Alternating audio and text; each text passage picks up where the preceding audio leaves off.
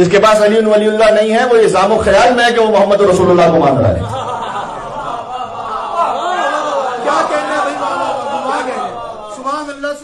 وہ تو نعوذ باللہ اس رسول کو مان رہا ہے کہ جب اس پر وحی نازل ہوئی تھی تو اسے پتہ ہی نہیں تھا کہ مجھ پر وحی نازل ہوئی ہے. علی ولی اللہ کو نہ ماننے والے وہ تو ایسے رسول کو مان رہے ہیں کہ ورقہ ابن نوفل نے سمجھایا کہ آپ پر وحی نازل ہوئی ہے. یہ تو ایک مثال ہے, تو سینکڑوں مثالیں آپ لیتے چلے جائیے. جب علی ولی اللہ نہیں تو پھر ایسے رسول کو کوئی مان رہا ہے جو در حقیقت ہے ہی نہیں اللہ کے بھیجا ہوا رسول. جس کے پاس علی ولی اللہ نہیں ہے وہ اس خدا کو مان رہا ہے کہ جو جہنم میں اپنا پیر ڈالے گا. سبحان اللہ. بھائی ہے یعنی کیوں خاموش ہو رہے ہیں؟ حقیقت ہے یہ. پتہ چلا جس کے پاس علی ولی اللہ ہوتا ہے اس کا محمد رسول اللہ محفوظ ہو جاتا ہے.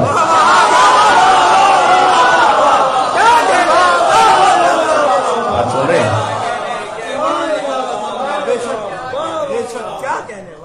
خدا کی قسم کوئی خطابت کے حوالے سے نہیں کہ خطیبانہ رنگ آمیزی میں آپ کو سنا رہا ہوں کوئی بات. یہ حقیقت ہے جو سنا رہا ہوں کہ جس کے پاس علی ولی اللہ نہیں رہتا اس کا محمد رسول. یہ دعائے نطبہ میں بھی ہے, لولا انت یا علی لم یعرف المؤمنون بعدی وکان بعدہ ہدی من الضلال ونورا من العمی وحبل اللہ المتین وصراطہ المستقیم.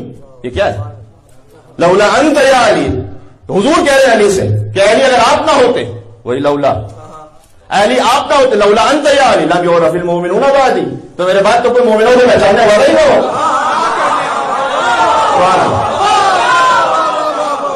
سوال دیتے محمد اور محمد.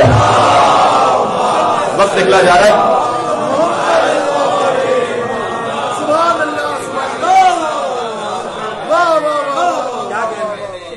تو بات کو ہم نے قرآن سے بھی جوڑ دیا اور دعائے نطبہ سے بھی جوڑ دیا. ٹھیک ہے, لولا انت یا علی لم یعرف المؤمنون بعدی وکان بعدہ ہدی من الضلال.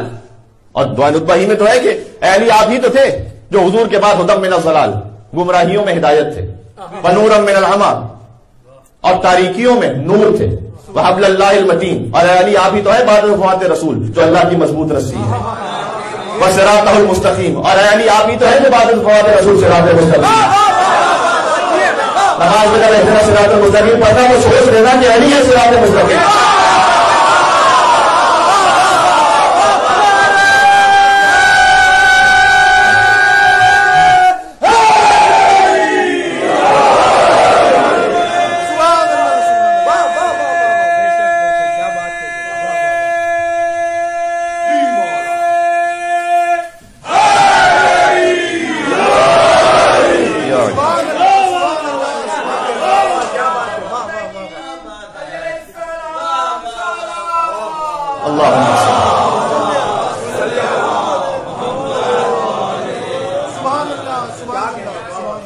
تو امیر المومن اب واضح ہو جائے گا, اے رسول لولا کہ لما خلقت الافلاق, آپ نہ ہوتے تو کائنات ہی خلق نہ کرتا, اس لیے کہ حضور نہ ہو تو ہدایت ہی نہیں کوئی.